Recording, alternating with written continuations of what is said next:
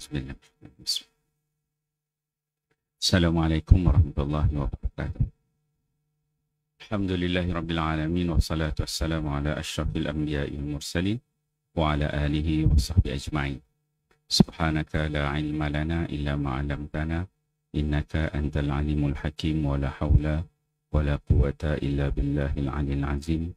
Rabbi ishrah li sadri wa yassir li amri wa hlul 'uqdatam min lisani yafqahu qawli. Allahumma alimni ma jahiltu wa zakirni ma nusitu amma ba'd. Yang dikasihi tuan-tuan imam, tuan-tuan bilal, tuan-tuan siap, pengurusi masjid, ahli jawatan kuasa masjid, para asatidzah, para alim ulama, tuan-tuan guru, hadirin hadirat muslimin muslimat yang dikasihi Allah sekalian. Alhamdulillah, syukur kita pada Allah Subhanahu wa taala pada pagi ini Allah masih memberikan kesempatan kepada kita untuk kita hadir sama-sama mengerjakan solat subuh berjemaah. Seterusnya, Allah memberikan sedikit kelapangan waktu pada sebahagian daripada kita untuk duduk terus lepas subuh, mendengar kuliah tazkirah subuh pada pagi ini. Moga-moga ia menjadi amal-amal saleh yang boleh memberatkan timbangan mizan kita ketika mana kita dihisap oleh Allah Subhanahu wa taala di hari akhirat kelak nanti. Muslimin muslimat, hadirin hadirat yang dikasihi sekalian. InsyaAllah pada pagi ini kita akan sambung pengajian kita. Saya menggunakan kitab Tafsir Al-Munir. Tafsir Al-Munir juzuk Amma. Itu juzuk yang ke-30 karya Dr. Wahab Az-Zuhaili yang mana telah diterbitkan oleh Persatuan Ulama Malaysia. Dan kuliah kita yang terakhir di sini ialah pada bulan lepas. Kita masih membicarakan di bawah tajuk Surah Abasa dengan 4 tema. Kita telah membincangkan iaitu tema yang pertama, kesamarataan dalam Islam. Kita membicarakan surah Abasa yang mana dimulai oleh Allah Subhanahu wa taala dengan kisah Abdullah bin Ummi Maktum yang mana dia datang bertemu dengan Nabi sallallahu alaihi wasallam untuk mendapatkan ilmu berkaitan dengan tauhid, berkaitan dengan Islam. Namun pada ketika itu Nabi SAW sedang memberikan dakwah kepada golongan pembesar musyrikin Mekah pada ketika itu, sehingga mana baginda SAW ditegur oleh Allah Subhanahu wa taala dengan perbuatan baginda yang mana tidak memperendahkan kedatangan Abdullah bin Ummi Maktum, disebut sebagai Abasa wa Tawalla. Itu tema yang pertama. Kemudian tema yang kedua berkaitan dengan Al-Quran sebagai peringatan dan nasihat serta nikmat Allah dalam diri manusia. Yang itu kita bahaskan pada kuliah-kuliah yang lalu, yang mana Al-Quran diturunkan sebagai peringatan dan juga nasihat. Apabila diceritakan tentang iman, diceritakan tentang Islam, maka Allah Subhanahu wa taala memberikan kefahaman kepada kita bahawa Al-Quran itu merupakan sebagai peringatan dan juga nasihat, serta ia merupakan nikmat Allah dalam diri manusia itu sendiri. Kemudian insya-Allah pada pagi ini kita akan masuk tema yang ketiga. Tema yang ketiga iaitu nikmat-nikmat Allah dalam perkara yang diperlukan oleh manusia. Nikmat-nikmat Allah yang diperlukan oleh manusia. Muka surat 81. Nikmat-nikmat Allah dalam perkara yang diperlukan oleh manusia. Tema yang ketiga ini Allah Subhanahu wa taala berfirman daripada ayat 24 hingga ayat 32. A'udzubillahi minasyaitonir rajim. Falyanzuril insanu ila ta'ami anna sababnal ma'a sabba thumma syaqaqnal arda syaqqa fa ambatna fiha habba wa 'inaban wa qadba wa zaituna wa nakhla wa hadaiqa bulba wa fakihatan wa abba mata'an lakum wa li'an'amikum. Daripada ayat 24 hingga 32 ini Allah Subhanahu wa taala menceritakan tentang nikmat Allah dalam perkara yang diperlukan oleh manusia.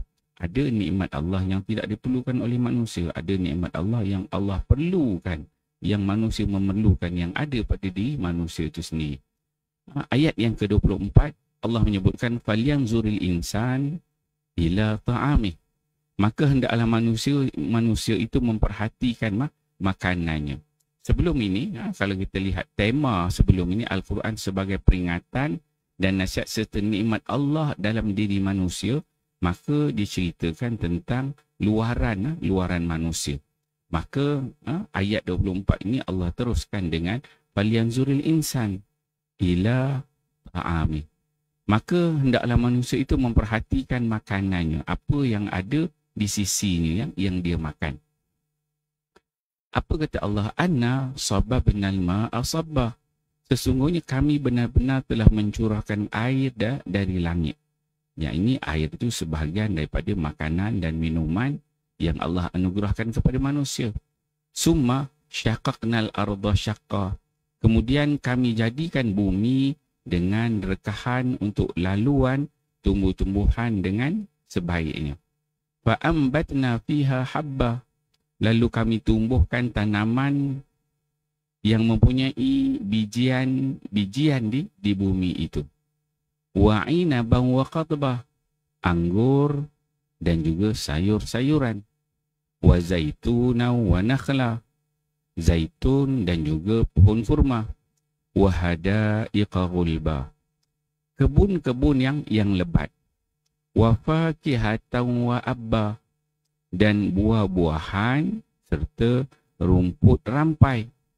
Mata'an lakum wa li'an'amikum, yang mana semua yang disebut oleh Allah Subhanahu wa taala ini untuk kesenanganmu, mata'an lakum, untuk kesenanganmu dan untuk binatang-binatang ternakan itu. Semua nikmat-nikmat yang Allah berikan ini berbentuk buah-buahan, berbentuk tumbuh-tumbuhan, semua ini Allah Subhanahu wa taala anugerahkan ianya untuk kesenangan manusia. Bukan sekadar manusia sahaja, tetapi juga ada untuk binatang-binatang ternakan manusia. Tengok apa kata pengarang. Pengarang disebutkan di sini, apakah kaitan? Kaitan ni maksudnya munasabat di antara tema yang ketiga ini dengan tema yang lalu. Kaitan ayat dengan ayat yang sebelumnya.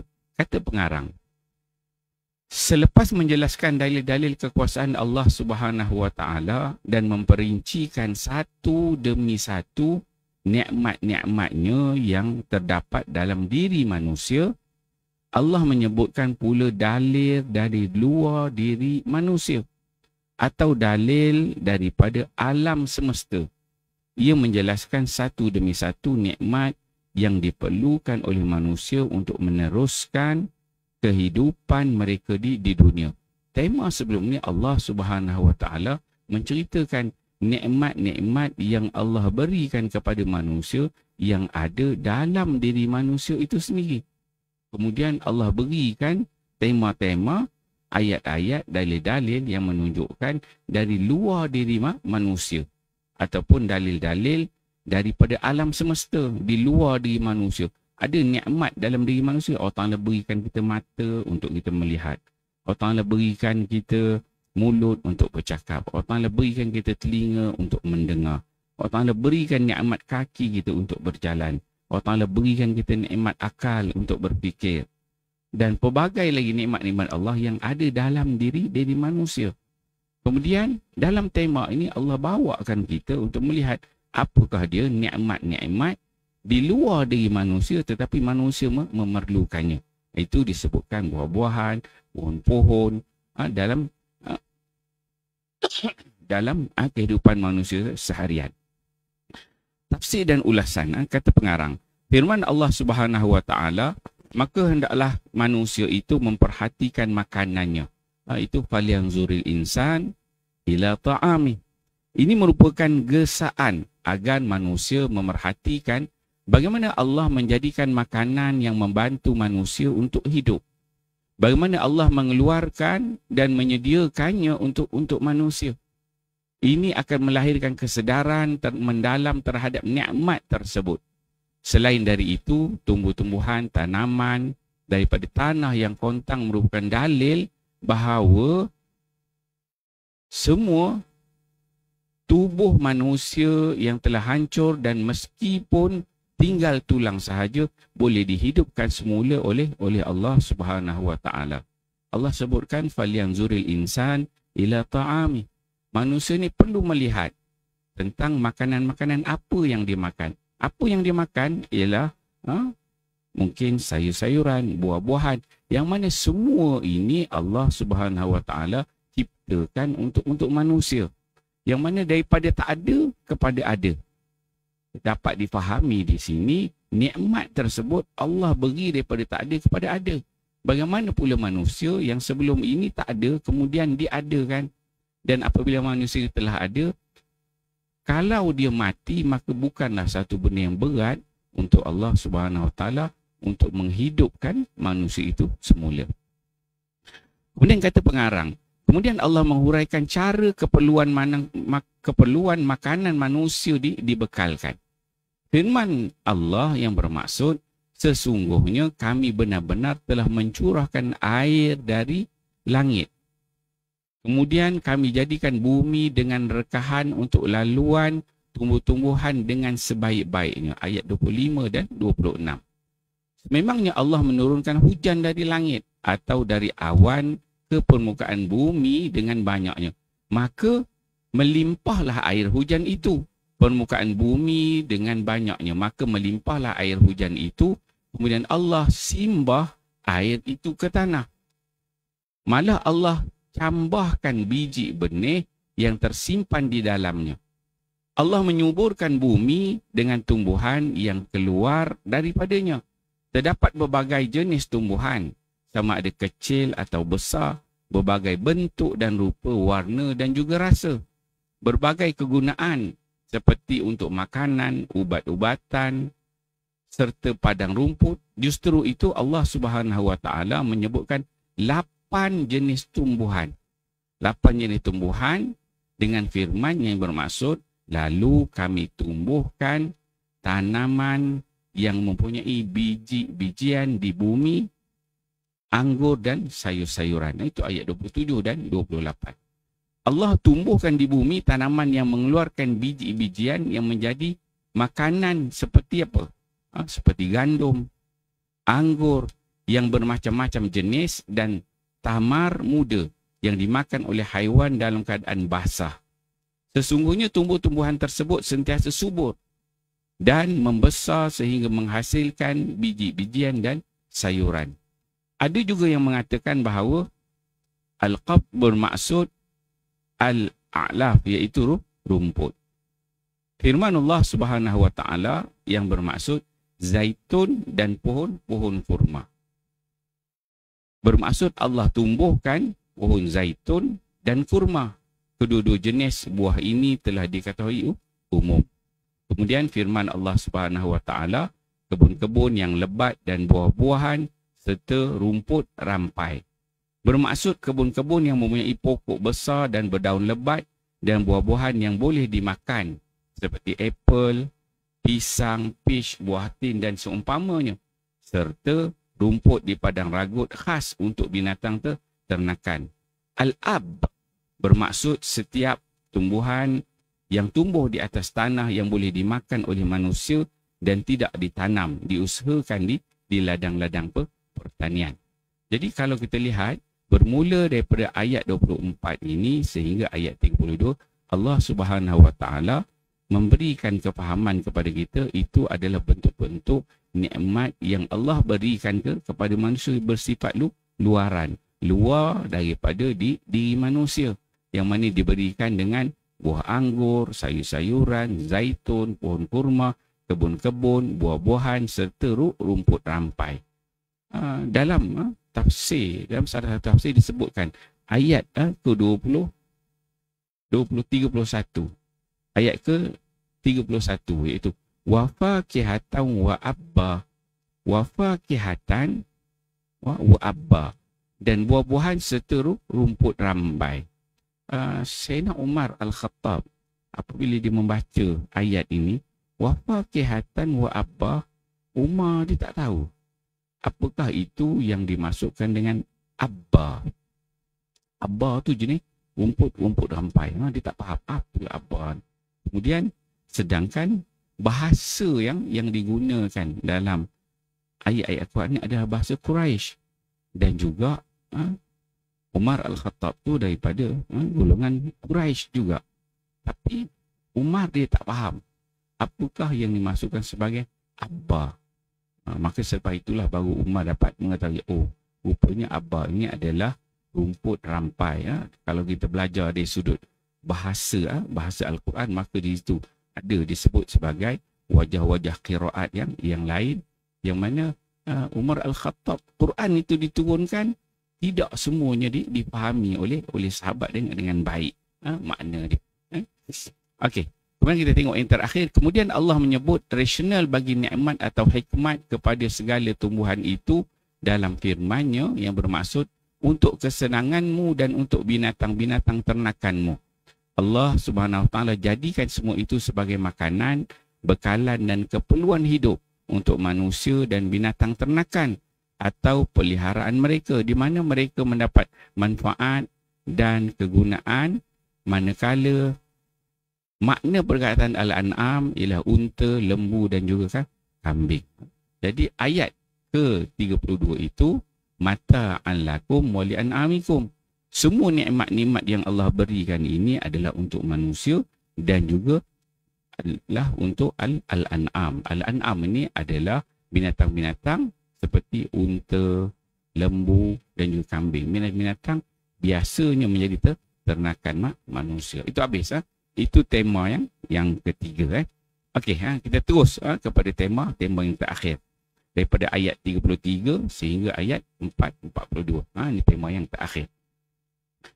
Firman Allah Subhanahu Wa Taala, tema yang terakhir ini membicarakan tentang malapetaka besar pada hari kiamat. Apa kata Allah? Fa iza ja'atis sakhah yauma yafirul mar'u min akhi wa ummihi wa abi wa sahibatihi wa bani likulli imri'in minhum yawma idzin sya'nu yughni wujuhu yawma idzin musfirah dhahikatun mustabshirah wa wujuhu yawma idzin 'alaiha ghabarah tarhaquha qatarah ulaika humul kafaratul fajarah. Allah Subhanahu Wa Taala menyebutkan dalam ayat yang ke-33 dengan tema malapetaka besar pada hari kiamat. Diceritakan daripada mula itu tentang keimanan, ceritakan tentang nikmat-nikmat Allah, maka ditutup surah ini dengan tema malapetaka besar pada hari kiamat. Allah Ta'ala sebutkan, dan apabila datang suara yang memekakkan, iaitu tiupan sangkakala yang kedua. Itu yang disebut sebagai as-sakhah. Fa iza ja'atis sakhah. Dan apabila datang suara yang memekakkan, itu tiupan sangkakala yang kedua. Disebut sebagai as-sakhah. Itu tiupan sangkakala yang kedua. Kemudian kata Allah Subhanahu Wa Taala, yauma yafirul mar'u min akhi. Pada ketika itu, ketika berlakunya hari kiamat, ketika ditiupkan sangkakala yang kedua itu, apa yang berlaku? Pada hari ketika manusia lari daripada saudaranya. Yauma yafirul mar'u min akhi. Berlakunya hari kiamat itu ditiup sangkakala yang kedua. Sekiranya kita dapat melihat suasana sedemikian, maka pada ketika itu manusia akan lari daripada saudaranya. Punya takut, bunyi yang sangat mengerikan, memekakkan telinga orang. Bila dengar sampai peringkat telinga boleh menjadi pekak, yang menyebabkan kita akan lari daripada saudara mara kita. Yauma yafirul mar'u min akhi. Bahawa ini menunjukkan satu bentuk azab Allah Subhanahu Wa Taala. Azab dalam bentuk bunyi. Kita mungkin jarang bertemu dengan azab dalam bentuk bunyi ini. Azab Allah SWT pelbagai bentuk. Ada bentuk angin. Ini adalah bentuk bunyi. Bunyi yang datang bila dengar bunyi itu, dia memberikan azab kepada manusia. Kemudian kata Allah SWT, wa ummihi wa abi. Suasana kelang kabut pada ketika itu, wa ummihi wa abi, daripada ibu dan bapa. Pada hari manusia lari daripada saudara, adik-beradiknya dia lari, daripada ibunya dia lari, daripada bapanya dia lari. Maksudnya pada ketika itu manusia sudah tidak mengenali di antara satu sama lain, antara seorang anak dengan seorang ibu, seorang ayah dengan seorang anak, masing-masing lari. Kemudian Allah menyebutkan wa sahibatihi wa bani, daripada isteri dan anak-anaknya masing-masing.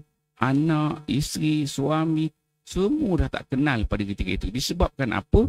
Satu azab Allah Subhanahu Wa Taala dalam bentuk suara yang sangat memekakkan, as-sakhah, yang menyebabkan bila dengar bunyi itu semua orang jadi ketakutan. Takut itu lari lentang pukang, tak ambil tahu orang di sekelilingnya. Kemudian kata Allah Subhanahu Wa Taala, likulli imri'in minhum yawma idzin sya'nu yughnih. Setiap orang daripada mereka pada hari itu mempunyai urusan yang cukup menyibukkan. Suasana pada ketika itu masing-masing hanya mengambil berat tentang diri sendiri. Dia tak endahkan orang lain. Yang menyebabkan likulli imri'in minhum yawma idzin sya'nu yughnih. Setiap orang pada ketika itu sibuk dengan urusan sendiri. Dia tak ambil tahu dah urusan orang lain. Kemudian kata Allah Subhanahu Wa Taala, wujuhu yawma idzin musfirah. Banyak muka pada hari itu berseri-seri. Ini sambungannya, ini dalam bentuk satu, apabila telah datangnya tiupan sangkakala kedua. Kemudian bagaimana keadaan manusia pada ketika itu. Kemudian ditutup ujungnya menceritakan bagaimana bagi suasana orang yang baik-baik. Kata Allah Subhanahu Wa Taala apabila berlakunya hari kiamat itu nanti, wujuhun yauma idzin musfirah. Muka-muka pada ketika itu adalah berseri-seri. Ini bagi orang yang beriman, bagi orang yang bertakwa. Muka mereka ketika mana berada di hari akhirat kelak itu, kita akan tengok muka yang berseri-seri, yang bercahaya-cahaya. Biasa kita menceritakan tentang hari kiamat ni, ceritakan tentang azab. Azab itu, azab ini menyebabkan orang jadi takut. Begini. Sangat mengerikan. Namun demikian, ada juga ayat-ayat yang menceritakan bagaimana suasana orang yang beriman, suasana orang yang bertakwa. Dan tuan-tuanlah yang datang subuh ni, insyaAllah. Orang yang beriman, orang yang bertakwa semua, insyaAllah muka kita nanti ketika mana dihimpun oleh Allah Subhanahu Wa Taala selepas berlakunya tiupan sangkakala kedua itu, maka wujuhu yauma idzin musfirah. Muka-muka ni tengok berseri-seri.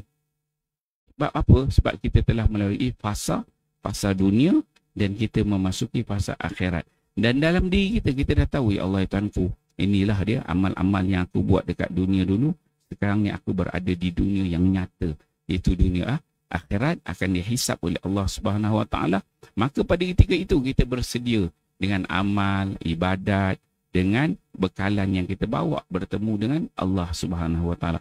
Maka orang sebegini, kata Allah, wujuhu yawma idzin musfirah. Muka itu bercahaya, berseri-seri. Dia kata, dhahikatum mustabsyirah, tertawa dan gembira. Suasana hari kiamat ketika mana orang takut lari daripada anak, daripada isteri. Tapi ada golongan manusia yang mana mereka ini seronok, muka berseri-seri. Kemudian boleh ketawa. Boleh gelak. Boleh bergembira. Dhahikatum mustabsyirah. Seronok, bergembira, dia kata.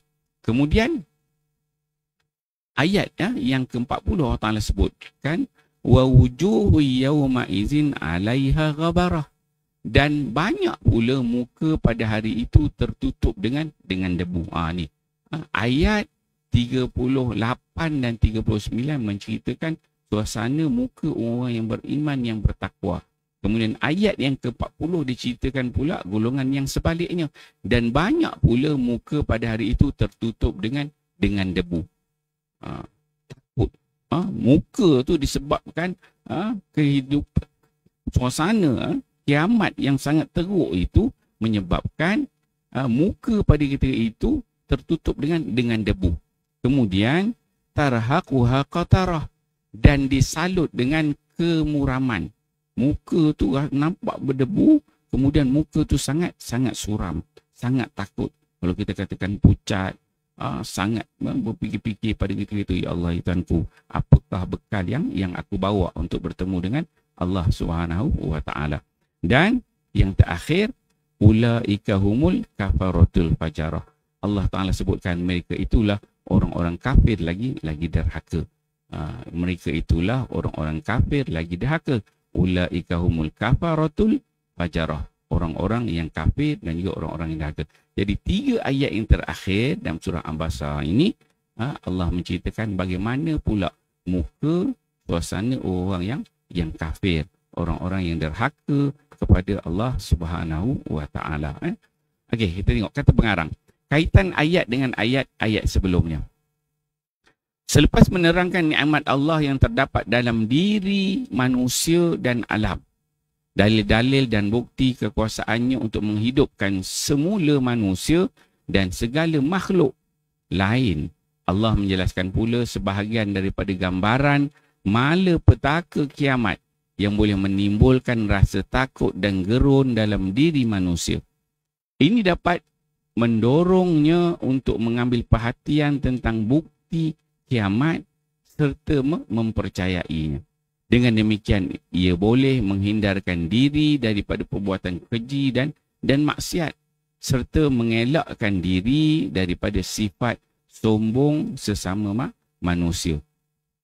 Sebaliknya, sentiasa menunjukkan sifat tawaduk dan rendah diri kepada sesama manusia. Jadi tema yang terakhir ni, Allah Subhanahu Wa Taala bawakan suasana malapetaka besar hari kiamat. Bagaimana apabila ditiupkan sangkakala yang kedua itu. Kemudian bagaimana suasana manusia pada ketika itu. Kemudian Allah sebutkan dalam kalangan manusia yang lari daripada anak, daripada isteri, daripada keluarga, saudara mara itu, ada 2 golongan manusia pada ketika itu. Ada muka yang berseri-seri, ada yang tertawa gembira sebab dia dah menantikan sekian lama, inilah dia hari kiamat itu. Ada yang sedemikian. Kemudian ada juga yang mana muka mereka ini yang seakan-akan berdebu, penuh kesuraman, penuh pucat, menakutkan. Dan golongan yang kedua itu Allah sebutkan itu adalah golongan yang kafir lagi derhaka. Okey. Kemudian kata pengarang, manusia dalam konteks ini tergolong kepada dua kategori. Manusia yang bahagia dan manusia yang celaka, sebagaimana disebutkan. Golongan yang pertama akan bergembira dan berseri-seri wajah mereka. Mereka adalah orang yang beriman terhadap Allah dan Rasulnya. Golongan kedua pula adalah berwajah muram, berkerut dahi dan muka mereka dipenuhi debu dan kotoran. Mereka adalah orang yang menolak kewujudan Allah dan menolak tauhid kepada Allah serta tidak menerima ajaran yang dibawa oleh Rasulullah sallallahu alaihi wasallam. Kemudian kata Al-Qurtubi. Al-Qurtubi dia menjelaskan, dia kata, apabila Allah menyebutkan urusan kehidupan ini, maka dia juga menyebut urusan akhirat. Allah Subhanahu Wa Taala bila dibawakan ayat Al-Quran, bila Allah sebutkan urusan dunia, maka di sana pasti Allah akan bawakan sekali urusan akhirat. Apabila disebut ad-dunia, akan digandingkan dengan akhirat. Kebiasaannya begitu, kata Qurtubi. Bila Allah sebutkan urusan kehidupan, Allah Ta'ala akan sebutkan juga urusan kematian. Urusan kematian apa? Iaitu urusan di akhirat. Maka dia juga menyebut urusan akhirat dan hari kebangkitan semula. Ini adalah supaya manusia dapat menambah amal saleh dan membelanjakan hartanya, yakni bersedekah dan menermakan apa sahaja yang dianugerahkan Allah Subhanahu Wa Taala kepada seseorang itu. Jadi Allah Subhanahu Wa Taala bila dia bawa cerita tentang dunia, dia tak nak manusia ni cerita seronok aja. Apa yang boleh dikutip daripada kehidupan dunia ini. Tapi bila Allah Ta'ala ceritakan tentang dunia, nikmat-nikmat yang ada di dunia itu, pasti selepas itu Allah Ta'ala akan datangkan ayat-ayat tentang akhirat.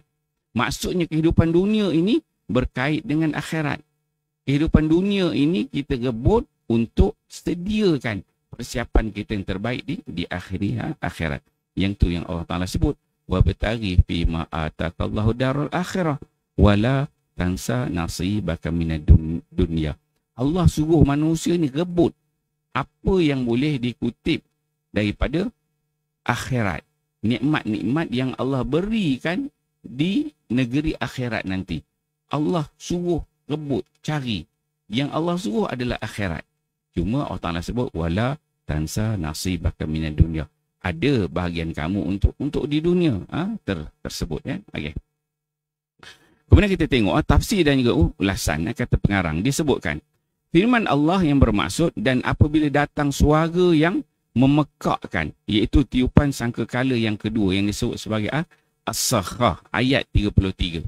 Apabila berlakunya datangnya kiamat itu, tempikan hari kiamat. Bunyi itu, bunyi yang kuat itu yang memecahkan telinga, memekakkan telinga, lalu tidak dapat mendengar apa-apa pada ketika itu. As-sakhah ialah salah satu nama hari kiamat. Kata pengarang, as-sakhah itu juga diertikan sebagai salah satu nama hari kiamat. Allah menganggapnya sebagai hari yang dahsyat. Allah memperingatkan hamba-Nya tentang bencana hari berkenaan. Kemudian Al-Baghawi pula, dia menyebutkan bahawa as-sakhah maknanya adalah dentuman. Satu tadi disebutkan sebagai bunyi yang kuat. Al-Baghawi pula dia kata sakhah ni makna dia satu dentuman. Hari kiamat, dentum. Dinamakan demikian kerana ia memecahkan dan memekakkan telinga kerana terlalu kuat, iaitu sampai ke peringkat merosakkan telinga. Kemudian Ibnu Jarir pula, ini semua ulama-ulama tafsir memberikan pengertian tafsiran tentang apa yang dimasukkan dengan as-sakhah itu. Ibnu Jarir At-Tabari pula menyebutkan, dia kata mungkin maksudnya ialah nama bagi tiupan sangkakala. Jadi kalau kita tengok ayat Al-Quran ini, Iza ja'atis sakhah. Jadi perkataan sakhah itu para ulama pun berbeza pandangan. Tapi disebut sebagai tiupan sangkakala yang kedua. Ada menyebut sebagai bunyi yang sangat memekakkan. Ada yang menyebutkan sebagai satu bentuk dentuman bunyi. So ada perbezaan pandangan di situ. Kemudian firman Allah, pada hari ketika manusia lari daripada saudaranya, daripada ibu dan bapanya, isteri dan anak-anaknya. Setiap orang dari mereka pada hari itu mempunyai urusan yang cukup menyibukkan. Apabila datangnya as-sakhah, bunyi yang memekakkan itu, ketika itu manusia dapati orang yang paling rapat dengannya pun melarikan diri daripadanya. Seperti saudara, ibu, bapa, isteri dan anak-anak. Disebabkan apa? Dahsyatnya malapetaka kiamat itu. Setiap orang menghadapi masalah masing-masing dan tidak dapat membantu masalah orang lain. Masing-masing melarikan diri bagi mengelakkan diri daripada daripada sebarang permintaan atau pertolongan yang akan ditujukan kepadanya. Atau mengelakkan diri daripada dilihat oleh orang lain tentang keseksaan dirinya yang sedang dihadapi ini. Pengarang dibawakan, dia memberikan gambaran bagaimana ketika suasana ditiupkan sangkakala kedua, manusia lagi di antara satu sama lain. Yang mana lagi itu sebab apa kata pengarang? Sebab takut ditanya tentang soalan-soalan. Takut ditanya, perlu mengambil tanggungjawab tentang apa yang dia lakukan di dunia. Dan pada ketika itu sudah tidak mengenali di antara anak, isteri, suami dan sebagainya. Kemudian firman Allah Subhanahu Wa Taala ini dalam ayat yang lain, surah Ad-Dukhan ayat 41. Allah Taala sebutkan yauma la yughni maulan am maulan syai'a wala hum yunsarun. Ayat yang hampir sama, redaksi bentuk yang hampir sama, Allah sebutkan dalam surah Ad-Dukhan. Allah Taala katakan iaitu pada hari yang seorang karib tidak dapat memberikan manfaat kepada karibnya sedikit pun, dan mereka tidak akan mendapat pertolongan. Itulah hari kiamat. Ketika mana seorang yang rapat, dia tak dapat tolong kawan dia yang rapat yang lain.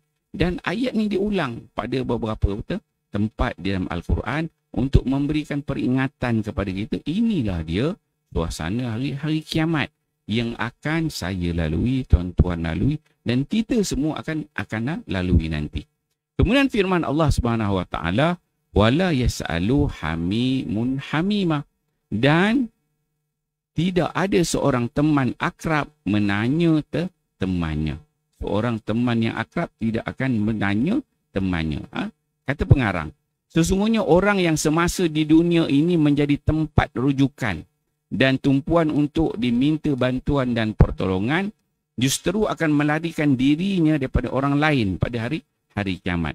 Kata pengarang, ketika mana berlakunya hari kiamat itu, kita ni yang ada, orang yang rapat, adik-beradik, mungkin ada suami, ada isteri, ada anak, tempat kita bergantung, ada mak, ada ayah, yang mana ketika berlakunya hari kiamat nanti, semua tempat kita bergantung itu telah akan lari daripada kita, tidak memberi manfaat kepada kita. Dan segi urusan, dari segi susunan urutan orang-orang yang disebut dalam ayat itu adalah tepat dan jelas sekali, iaitu dimulakan dengan lari daripada yang jauh, iaitu saudara, kemudian dua ibu bapa, kemudian isteri dan anak-anak, iaitu lari dari orang yang disayangi, kemudian dari orang yang lebih disayangi, dan seterusnya di orang yang sangat disayangi. Susunan yang Allah sebutkan itu, yauma yafirul mar'u min akhi. Mula lagi daripada saudara mara. Maksudnya, kita ni ada orang di sekeliling kita. Orang yang kita sayang, kurang sayang, sangat sayang. Maka kita akan lagi daripada orang yang paling jauh sekali, yang kurang kita sayang, sampai peringkat orang yang paling kita sayang. Susunannya itu disusun oleh Allah Subhanahu Wa Taala dengan cantik, disebutkan ikut susunan. Kemudian Zamakhsyari pula berkata, seorang ulama tafsir, dia memberikan komentar, dia kata dimulakan dengan saudara, kemudian kedua ibu bapa kerana keduanya orang-orang yang rapat, kemudian isteri dan anak-anak kerana mereka lebih dekat dan lebih rapat kepadanya. Seolah-olah ia berkata lari daripada saudaranya, malah lari daripada kedua ibu bapanya, bahkan lari daripada isteri dan anak-anaknya.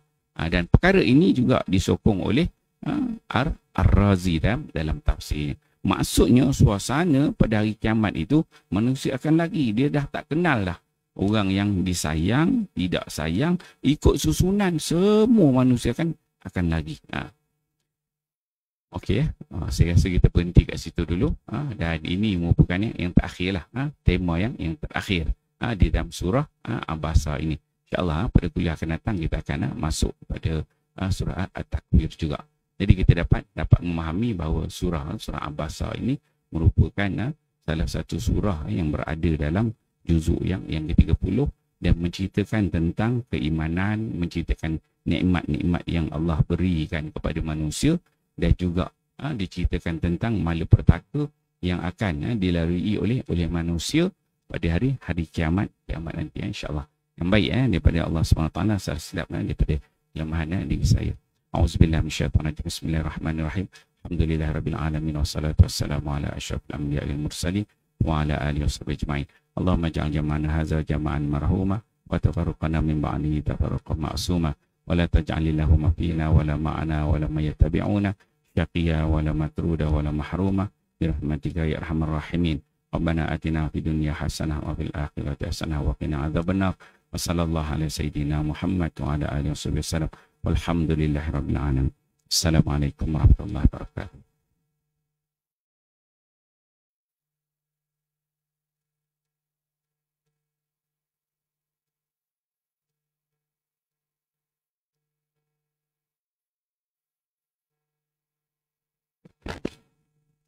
Jazakumullah khairan katsiran diucapkan kepada Pak Ustaz atas perkongsian. Dua perkara yang boleh kita ambil. Pertama berkenaan nikmat, sampaikan Allah Ta'ala pesan untuk lihat dekat makanan kita, dan yang kedua berkenaan dengan hari akhirat, falyanzur Muhammad, berkenaan yang mana hari akhir